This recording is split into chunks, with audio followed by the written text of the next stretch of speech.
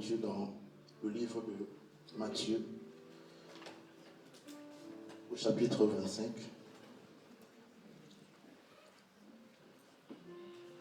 Matthieu 25.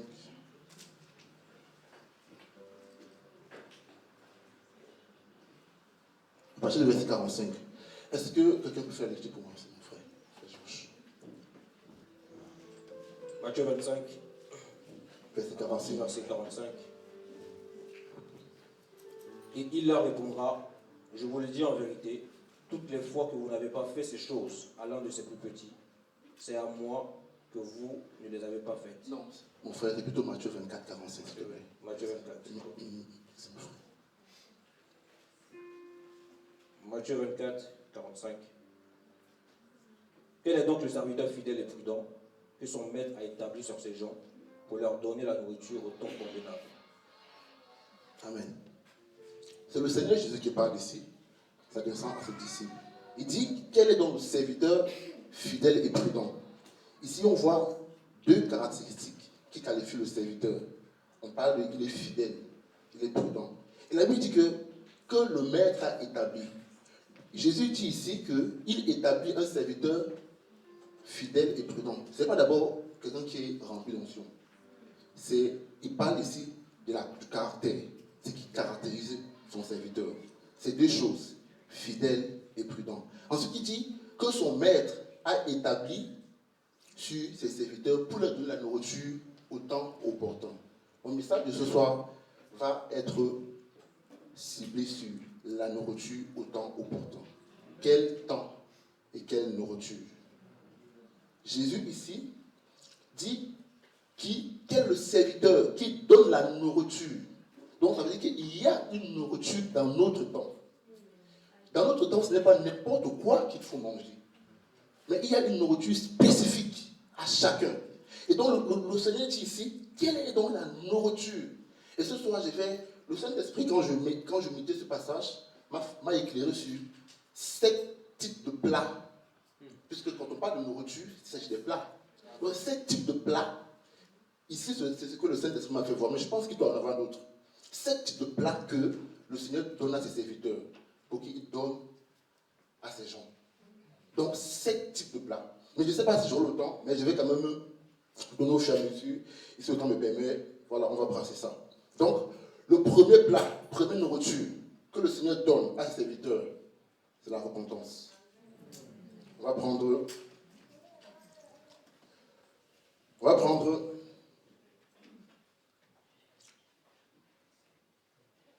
Luc chapitre 3, mon frère Georges, Luc chapitre 3, verset 1.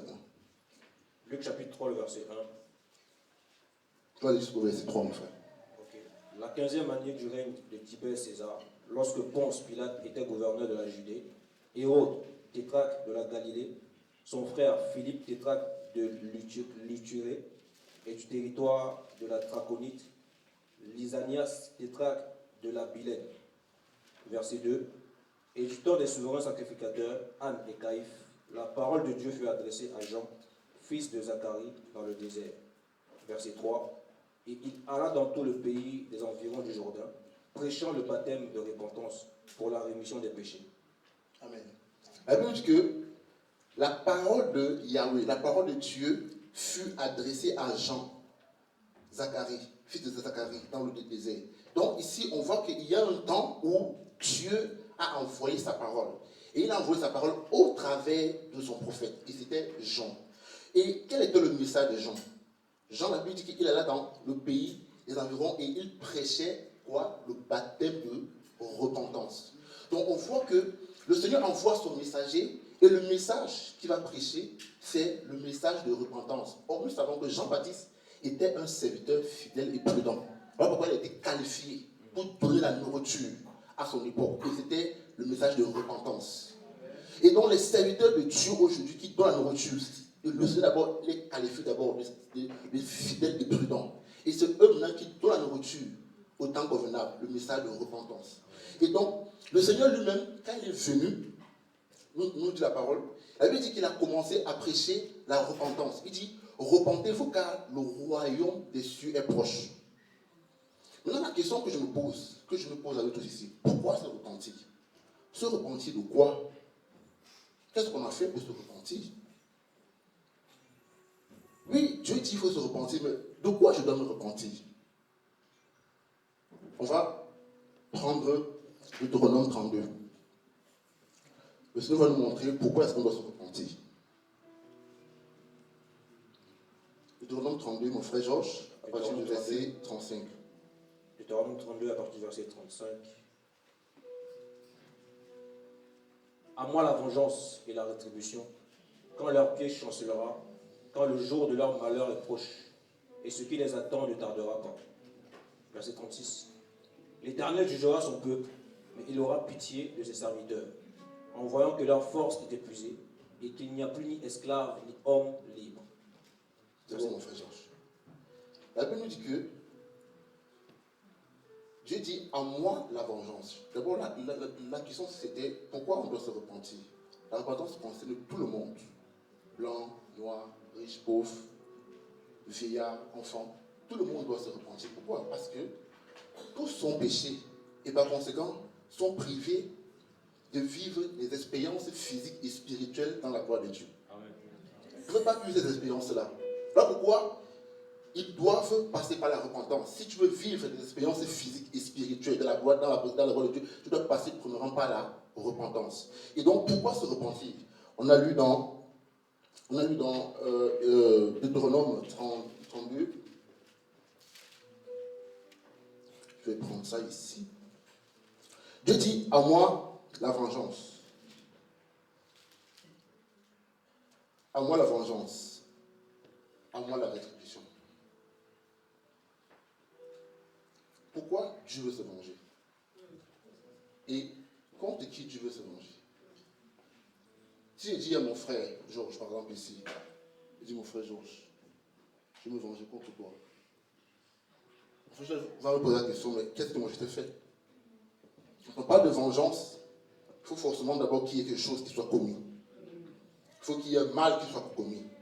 Il faut qu'il y ait une outrage. Il faut qu'il y ait une faute. Il faut qu'il y ait un péché. Il faut qu'il y ait quelque chose qui a été commis, de mauvais, de mal, d'atroce. Et Dieu dit, à moi la vengeance. Et quand on va dans le mot, dans le dictionnaire, le mot vengeance, hébreu, ça signifie tirer vengeance. Tirer vengeance, avoir le sentiment de revanche. Et la question donc que je me posais, je me dis, mais pourquoi Dieu veut se venger? Dieu se venge contre qui? Prends Nahum chapitre 1, mon frère.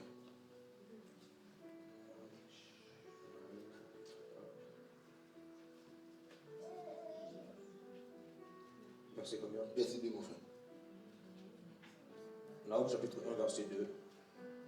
L'Éternel est un Dieu jaloux, il se venge. L'Éternel se venge, il est plein de fureur.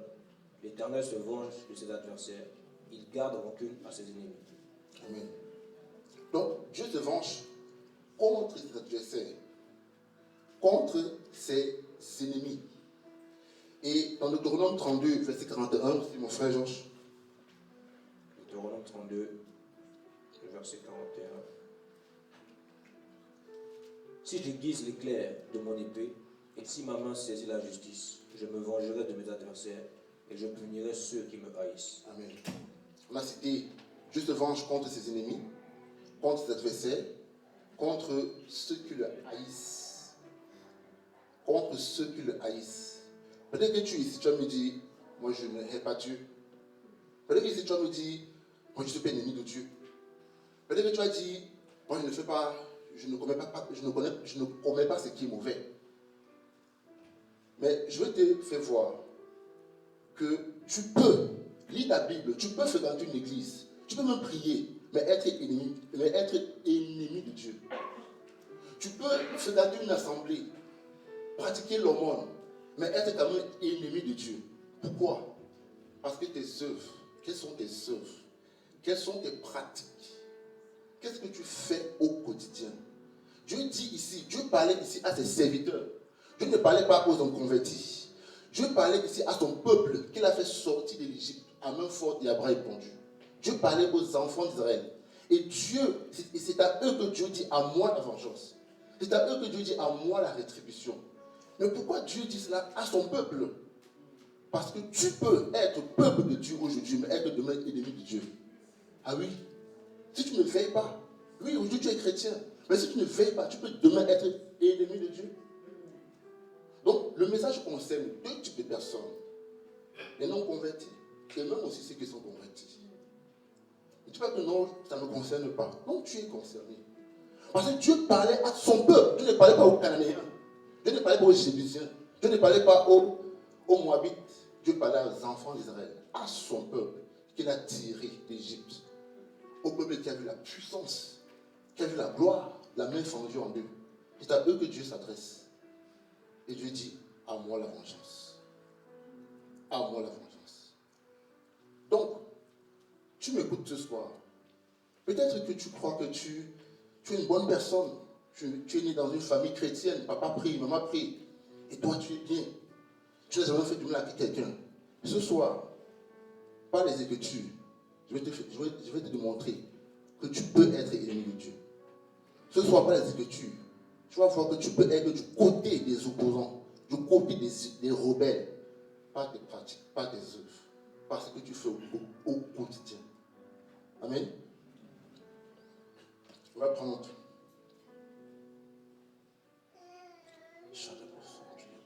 notre passage. Dans Jean 14, mon frère Georges, verset 21. Jean 14, verset 21.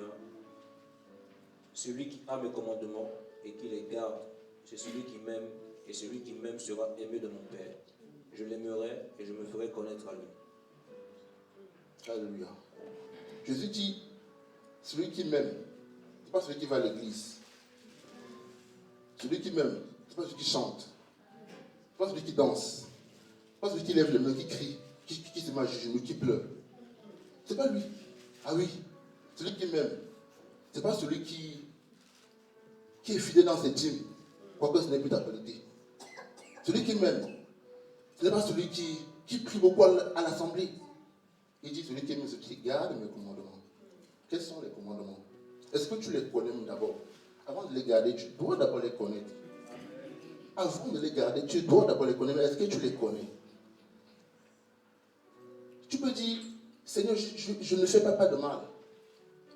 Mais être ennemi de Dieu. Parce que tu ne gardes pas ses commandements. Il dit celui qui m'aime et celui qui garde. Donc l'opposé, c'est celui qui ne m'aime pas. Donc ça veut dire qu'il est ennemi. Est-ce que tu aimes Dieu? Tu vas dire oui. Mais tes œuvres montrent si tu l'aimes ou tu ne l'aimes pas. Il dit ici celui qui aime et celui qui garde mes commandements. Et tu veux vivre les expériences physiques et spirituelles dans la gloire de Dieu. Tu dois garder les commandements de Dieu. Sinon, tu ne peux pas les vivre. Ce sont ceux qui vivent ces choses-là, ce sont ceux qui gardent les commandements de Dieu. Quels sont ces commandements? Le Seigneur dit, tu aimeras, tu m'aimeras, tu aimeras le Seigneur ton Dieu, de tout ton cœur, de ton âme, de ta force. Est-ce que tu aimes Dieu? Comme il dit oui. Et quelles sont tes œuvres?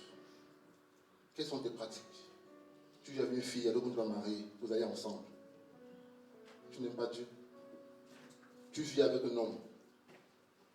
On ne peut marier, concubinage. Tu n'aimes pas Dieu. Tu vas beau être à l'église, mais tu n'aimes pas Dieu. Tu es fiancé, vous allez ensemble.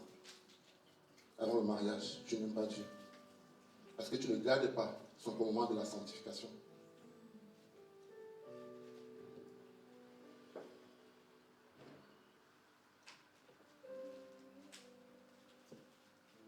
Tu vas à l'assemblée. Tu fraudes dans le métro. Parce que tu n'as pas les moyens pour payer ton transport. Tu ne gardes pas le commandement de Dieu. Tu n'aimes pas Dieu. Tu prends la carte de ton frère de métro. Tu prends le métro avec lui. Tu dis que tu vas à l'assemblée avec lui prier. Tu n'aimes pas Dieu, mon frère. S'il y a quelqu'un ici qui fait ça, c'est le temps de se repentir. Parce que Dieu tire vengement de ça. Et je sais qu'il y en a ici qui pratiquent ça.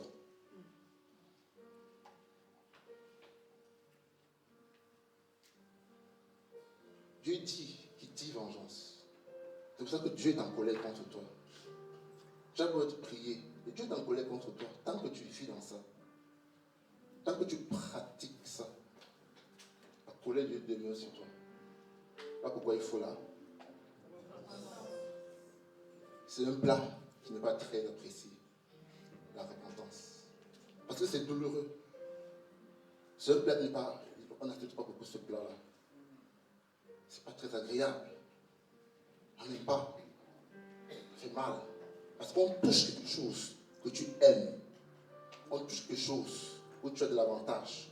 Ou bien où tu trouves un plaisir. Ce péché-là, tu aimes ça parce que ça te donne du plaisir. Ma prière, ou encore, je veux dire, demande un jour à Dieu de te révéler ce qu'il y a derrière ce péché que tu aimes. Tu verras que dans chaque péché, il y a un démon, il y a un esprit impur. Derrière chaque péché, derrière le péché que tu aimes, que tu pratiques, il y a un esprit impur. Si Dieu te révèle ça, tu verras.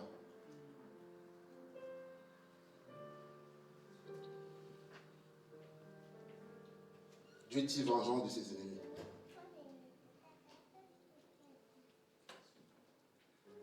Autre chose.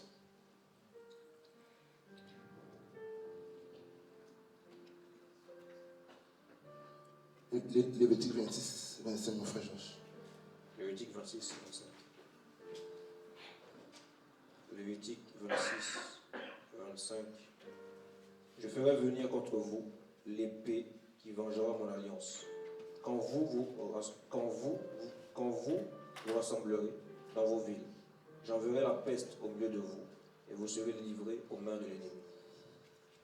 Je dis, je ferai venir contre vous l'épée qui vengera mon alliance. Israël n'a pas gardé son alliance avec son Dieu. L'alliance, l'engagement. Dieu et Israël sont entrés en alliance. Et parce qu'Israël n'a pas été fidèle à l'alliance, je dis vengeance. Il y a un engagement très sacré auquel Dieu a beaucoup à cœur, c'est le mariage. Oh, combien dans l'église, c'est dommage de voir le nombre de divorces. Oh, combien les gens ne se supportent plus ensemble. Pour un petit problème comme ça, on veut divorcer. Et à cause de ça, Dieu tire vengeance. Parce que tu n'as pas gardé son alliance. Et tu deviens ennemi de Dieu. Nous parlons des ennemis de Dieu. Tu veux divorcer parce qu'il t'a trompé. Tu veux quitter ton mari ou ta femme parce que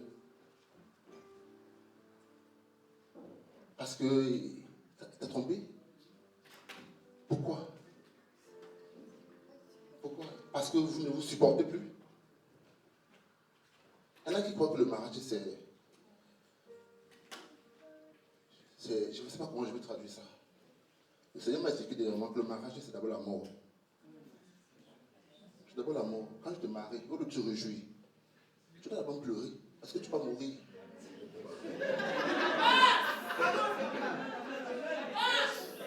Les gens se sont réjouis pendant des années dans les mariages.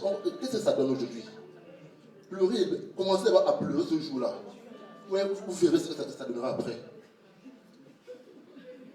Mais oui, on se réjouit. Mais après qu'on est à l'intérieur, on ne se supporte plus. Parce que personne ne veut mourir à ses intérêts.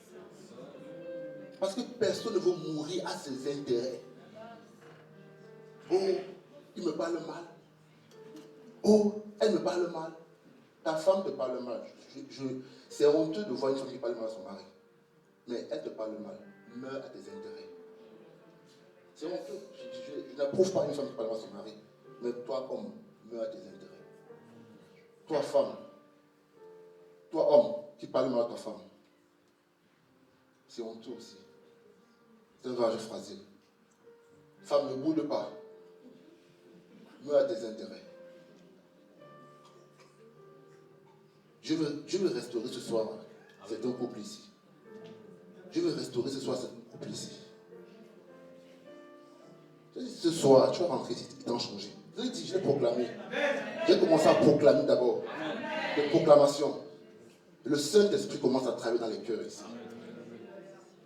La parole est esprit et vie. La vie. Je suis marié. Et je prie le Seigneur. Le Seigneur m'a donné une épouse merveilleuse.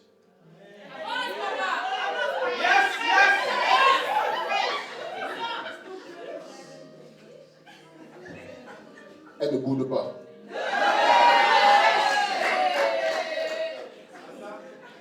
Parfois même, elle peut être énervée, elle va quand même me parler. Et ça, j'aime. Parce qu'une femme qui ne parle pas à son mari, c'est très désagréable. C'est très désagréable. Donc si tu boudais ce soir, tu es libéré. Si ce soir tu refusais de parler à ton mari parce qu'il a fait des choses, même si tu es fâché, parle-lui. Même si tu es parle-lui, c'est ton chef. Dieu l'a établi comme ton chef. Marie, arrête de blesser ta femme. C'est un vase fragile. Si tu l'as blessé, va. Demande-lui pardon. Moi, quand je parle de ma femme, il m'arrive souvent, des hommes. Je lui demande, pardonne-moi s'il te plaît. Prie pour moi parfois, je dis. C'est fort. Je prêche ce que je vis. Je parle ce que je vis. Je suis venu ici pour donner la vie. Quand j'ai quitté de chez moi en Belgique, j'ai dit, Seigneur, je veux porter la vie. Je veux donner la vie. Il ne vient pas pour parler. Je veux que quand je sors d'ici, les gens aient changé. Les gens aient été transformés. C'est pour ça que je suis là. Je me suis déplacé pour venir donner la vie. Pour apporter la vie. Pourquoi je mon frère Georges?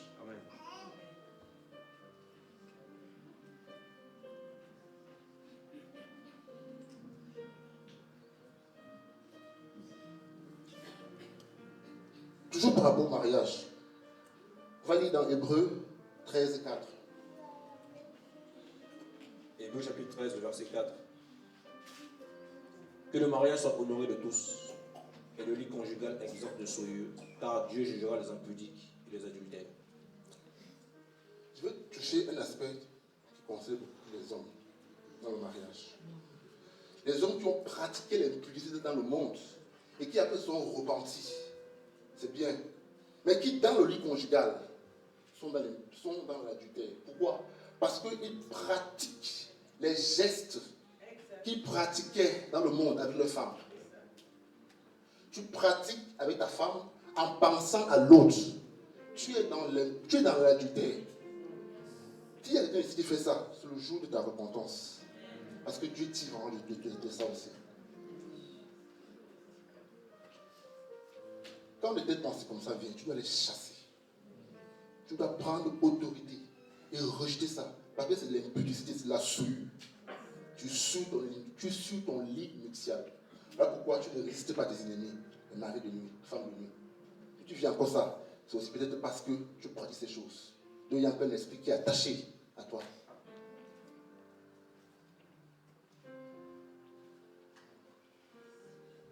On continue, mon frère Georges.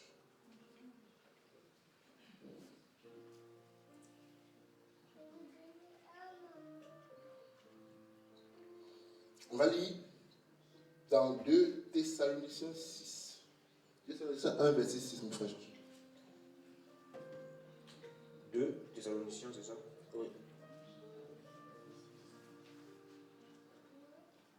Avant de dire ça, l'avortement. Il y a des femmes ici qui ont avorté et qui ne sont jamais repenties. Je vous appelle à la repentance. Parce que le sang de bébé crie jusqu'à présent contre vous. Si tu ne l'as pas encore fait, la colère de Dieu demeure sur toi. Tu as beau prier à l'église, mais si tu n'as jamais fait la paix avec Dieu par rapport à ça, tu es en danger. Voilà pourquoi tes pieds chancellent encore jusqu'à présent. Voilà pourquoi tu marches sur un terrain glissant, près de tomber. Mon frère, Chapitre combien? Chapitre. C'est les 3 chapitres.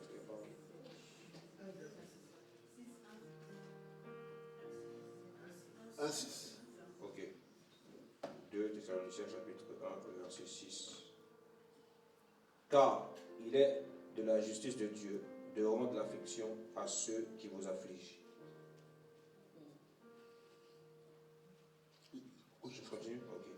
Verset 7.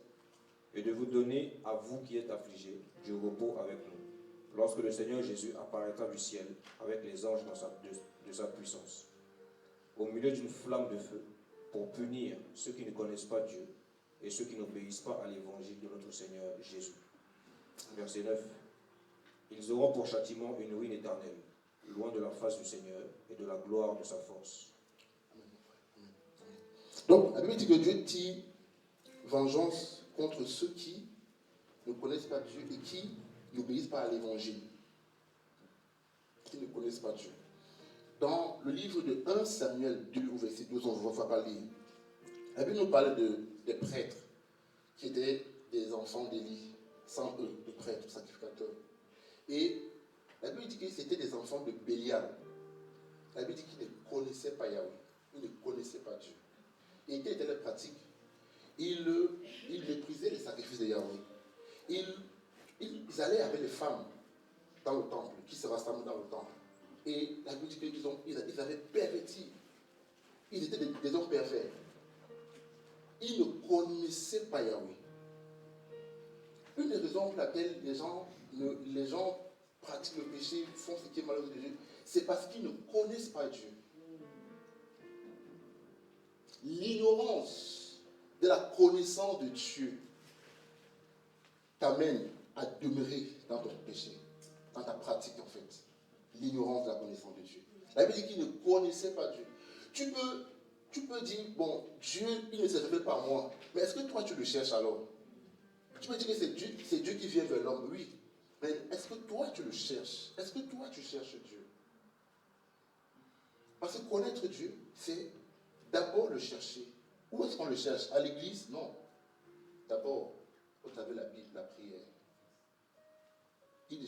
La Bible dit qu'il ne connaissait pas Yahweh. Il n'avait aucune relation avec Dieu. Il n'avait aucune intimité avec Dieu. Tu peux être dans toutes sortes d'activisme dans l'assemblée sans avoir de relation avec Dieu. Sans être intime avec le Saint-Esprit. Sans avoir une relation avec Dieu. Tu peux même prier, mais sans avoir la relation avec Dieu. Tu pries, mais tu ne changes pas. Tu pries, mais ton caractère est la même chose. Tu pries, mais quand tu sors, tu agis de la même manière. Tu pries, mais ton comportement ne change pas. La Bible dit que Moïse, quand il est monté à la montagne, qu'elle est descendue, son visage rayonnait. Ça veut dire qu'il avait rencontré Dieu, il parlait avec Dieu. Quand tu parles avec Dieu, ton visage rayonne. Quand tu es dans la présence de Dieu véritablement, tu sors étant changé. Moi, je suis fatigué quand je prie, je sors, je dis non, ça ne va pas, il y a un problème. Il faut que je le rencontre. Il faut que je vive une expérience dans la prière. Il faut que je vive quelque chose dans l'intimité. Il faut que je vive quelque chose avec lui. C'est quand tu vis quelque chose dans l'intimité, que quand tu sors, ton visage change. Ton visage, c'est quoi? C'est ton regard. Ta vision change. Ton visage, c'est ta bouche. Ton langage change. Ton visage, c'est tes oreilles. Tu n'entends plus n'importe quoi. Tu ne sens plus n'importe quoi. Ton visage change. Quand tu vas prier, ne rentre plus sans vivre quelque chose dans la prière. Refuse de partir prier et de sortir idem. Dieu veut quand tu montes prier. Il veut. Et quand tu descends, tu me le voiles sur ton visage comme Moïse. C'est ce que je me suis juré. Je n'accepte pas de monter prier et de descendre sans rien. Le message, c'est que je prépare dans la prière, que je partage dans la prière, dans la supplication. Et dis, Seigneur, je ne veux pas donner quoi? Je donne quoi? Non, Seigneur, il faut que tu me parles. Il faut que tu me parles. Et je suis sorti, le visage rayonnant. Le sourire était là. Et ma femme peut rendre témoignage.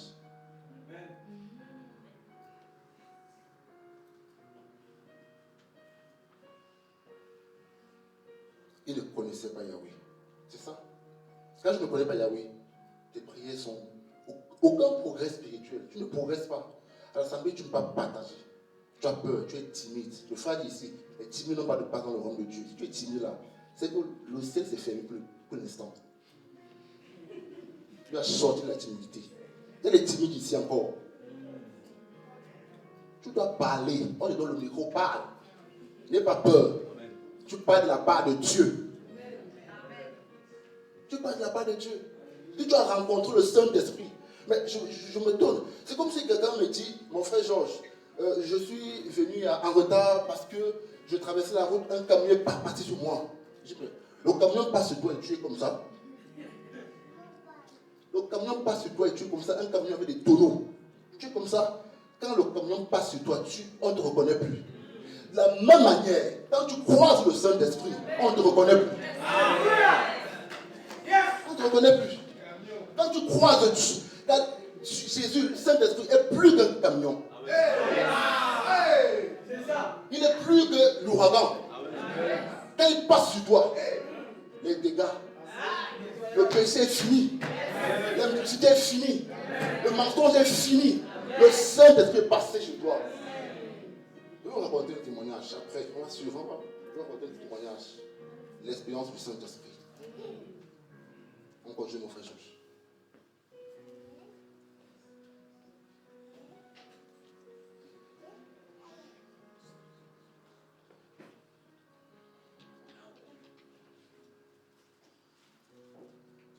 On va lire donc.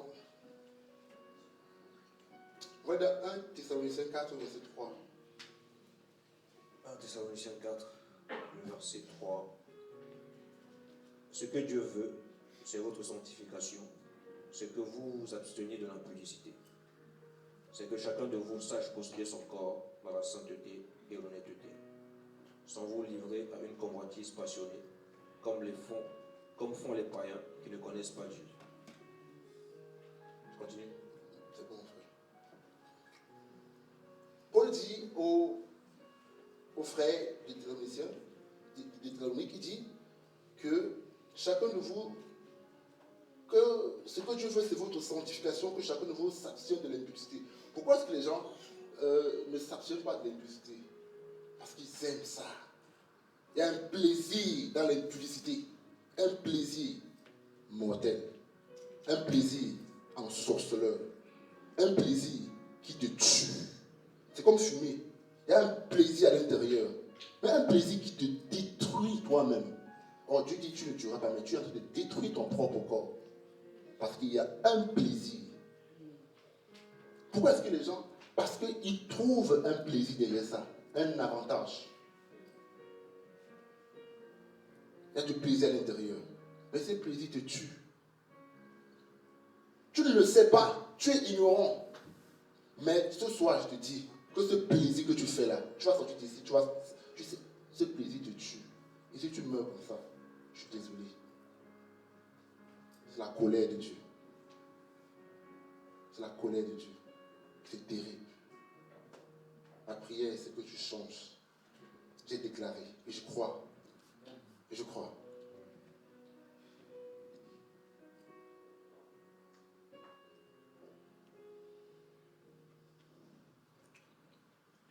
Paul dit au verset 6 que personne n'use avec son frère de fraude, de cupidité dans les affaires. La fraude, la cupidité.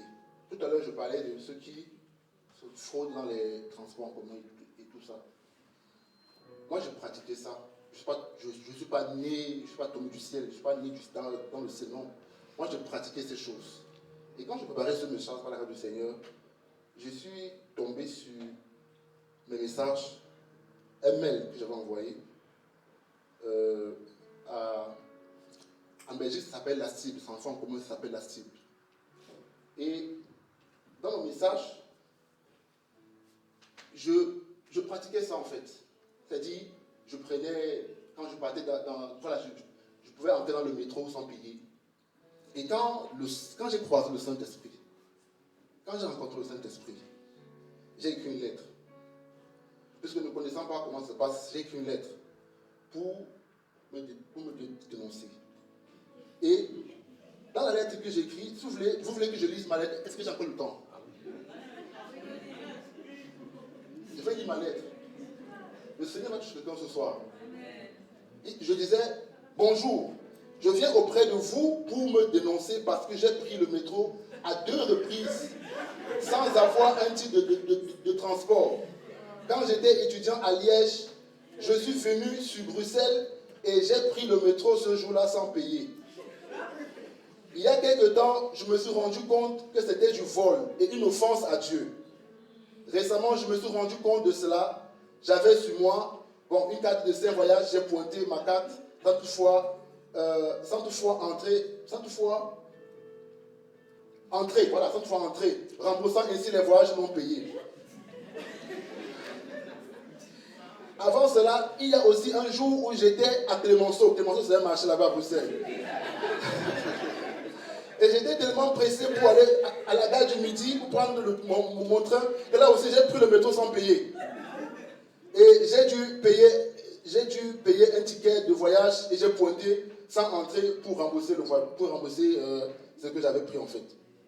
Je ne sais pas si c'est juste de faire ainsi, mais depuis lors je veille maintenant, avant de prendre le métro, à avoir toujours un titre de transport valide. J'ai longtemps regretté mon acte devant Dieu, mais sans toutefois venir vers vous pour que justice soit faite.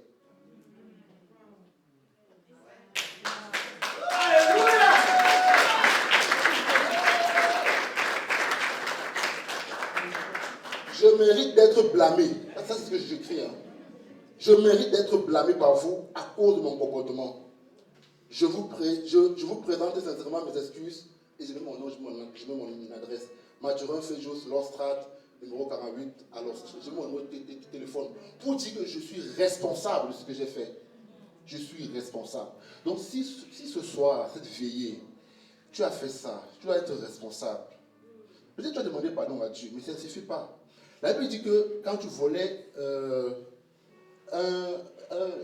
c'était une brebis, c'était une vache, tu devais restituer 5. C'est ça, non, mon frère Neil? C'est ça. Tu devais restituer 5. Donc, si tu as volé le métro, tu dois restituer. Tu dois restituer la justice de Dieu. Je vous dis, je vous partage la vie. Je ne partage pas la mort. Les paroles sont esprit et vie. Les paroles sont esprit et vie. Alors si tu faisais ça ce soir, tu as entendu. Tu as entendu. Tu as entendu. Je ne vais pas dire je n'ai pas entendu. C'est ta délivrance. C'est ta délivrance, la repentance. Écoutez maintenant la réponse de la femme.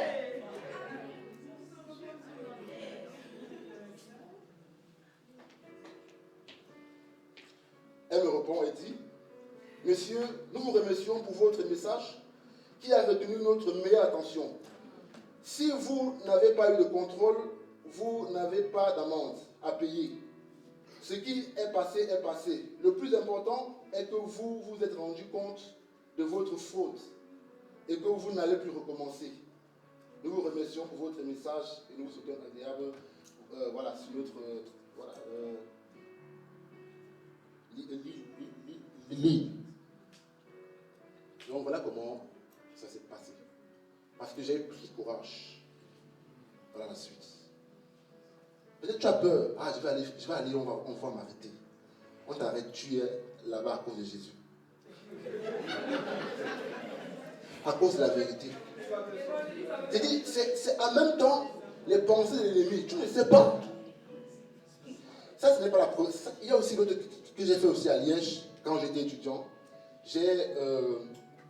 Comme étudiant, c'est souvent compliqué, mais ça ne justifie pas ce qu'on fait.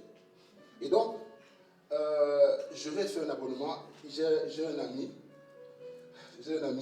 avec qui on s'entend. L'abonnement coûte 100 €. Il donne 50 €, il donne 50 €. Alors, on va, et moi j'ai fait l'abonnement mon nom. Et après 2 jours, je vais dire mon abonnement est perdu. Et c'est faux, c'est le mensonge. Et après, donc je fais maintenant, je prends sa photo. La photo de mon ami qui a donné 50 €. Et puis maintenant, je fais un abonnement à son nom. Et donc, du coup, là, son abonnement, de 50 €, j'ai mon abonnement. Quand j'ai pratiqué ça, quand j'ai fait ça, quand le Seigneur commençait à faire le nettoyage, je suis allé aussi ici. Je suis allé là-bas, j'avais dit. Je viens parce que j'ai fraudé, j'ai menti. J'ai raconté tout ce qui s'est passé. Ils m'ont regardé. Ils m'ont dit, écoutez monsieur, vous devez voir le service, vous devez voir le service voilà, des litiges, tout ça. Et je suis allé, j'ai écrit un message. Jusqu'aujourd'hui, ils m'ont jamais répondu. C'était en 2019. Et pour vous dire, c'était en mars. Et nous sommes en mars.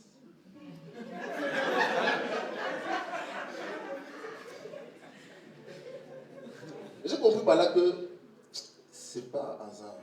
Il n'y a pas de hasard avec Dieu. Je veux partager ça. Il n'y a pas de hasard.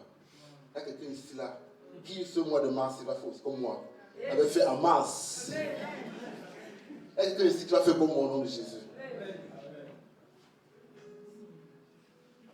Le message du Seigneur, c'est pour nous libérer. Dieu n'est pas mauvais. Si Dieu agit, parce que Dieu est rigide dans sa parole, tu dois t'aligner des principes. Dieu est en colère. On continue, frère Georges.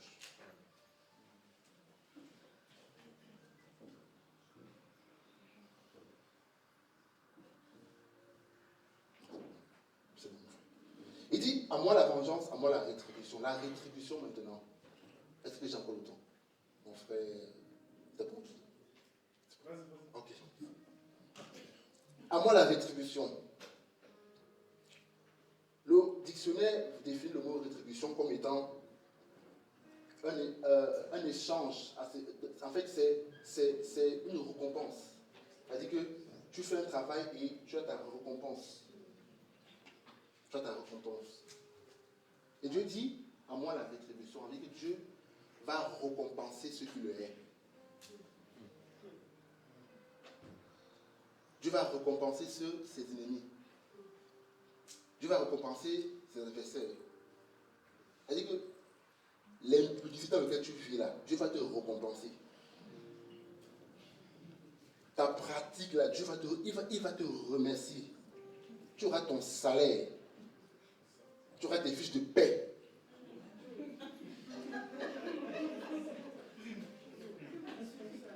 Tu auras ton salaire, mon frère.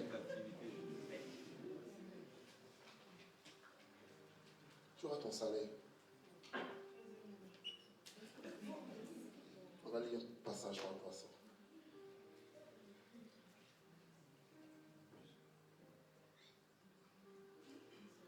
1 Thessaloniciens 1, verset 9, mon frère. 1 Thessaloniciens 1, verset combien? Verset 9. Verset 9. Non, avant ça, mon frère, avant ça. On va lire Isaïe 103. Isaïe 63. Verset 1 jusqu'à verset 6, mon frère Georges, s'il te plaît. Isaïe 63, verset combien? Verset 1. Okay. À 9. Qui est celui qui vient des dômes, de portera en vêtements rouges, en habit éclatant, et se redressant avec fierté dans la plénitude de sa force? C'est moi qui ai promis le salut, qui ai le pouvoir de délivrer. Pourquoi tes habits sont-ils rouges, et tes vêtements comme les vêtements de celui qui foule dans la cuve? J'ai été seul à fouler au pressoir, et nul homme d'entre les peuples n'était avec moi. Je les ai foulés dans ma colère, je les ai écrasés dans ma fureur. Leur sang a jailli sur mes vêtements, et j'ai souillé tous mes habits. Verset 4. Car un jour de vengeance était dans mon cœur, et l'année de me racheter est venue. Je regrettais, et personne pour m'aider. J'étais étonné, et personne pour me soutenir. Alors mon bras m'a été en aide, et ma fureur m'a servi d'appui. Verset 6. J'ai foulé des peuples dans ma colère. Je les ai rendus ivres de ma fureur, et j'ai répandu leur sang sur la terre. Amen. Dieu dit qu'il a foulé des peuples dans sa colère. C'est ça en fait. Fouler les peuples. Il s'agit ici des hommes, vous comme moi. Dieu dit, j'ai foulé aux pieds. Il a dit que je les ai écrasés. Et quand il les a écrasés, leur sang a jailli son vêtement. Qui va t'écraser si pas Dieu comme ça? Personne, personne, personne. Alors sors de ce que tu fais là. Sors de ce que tu fais. Pornographie, masturbation. Mon frère a témoigné ici. Si tu pratiques ces choses, Dieu peut te libérer. Si la nuit, quand les gens dorment, tu te lèves, tu allumes la télévision dans des programmes bizarres, Dieu te voit. Tu prends plaisir à ça. Et spirituellement, c'est un démon qui t'influence. Spirituellement, ce sont les démons qui te poussent à faire ça. Si tu fais ça, s'il n'y a pas la repentance, Dieu va mettre son pied sur toi. Ton sang va jaillir sur son vêtement. Ce n'est pas du jeu. Ce n'est pas du jeu.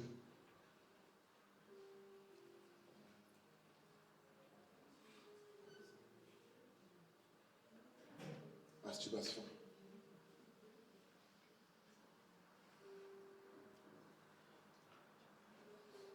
Lesbianisme, homosexualité. Ah oui, il y a des gens comme ça. Des chrétiens qui ont un penchant. Ah oui.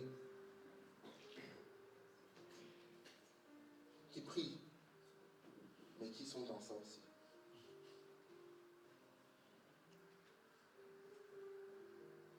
Continue, frère Georges. Je continue le passage. Non, on va lire le passage. Jérémie 46.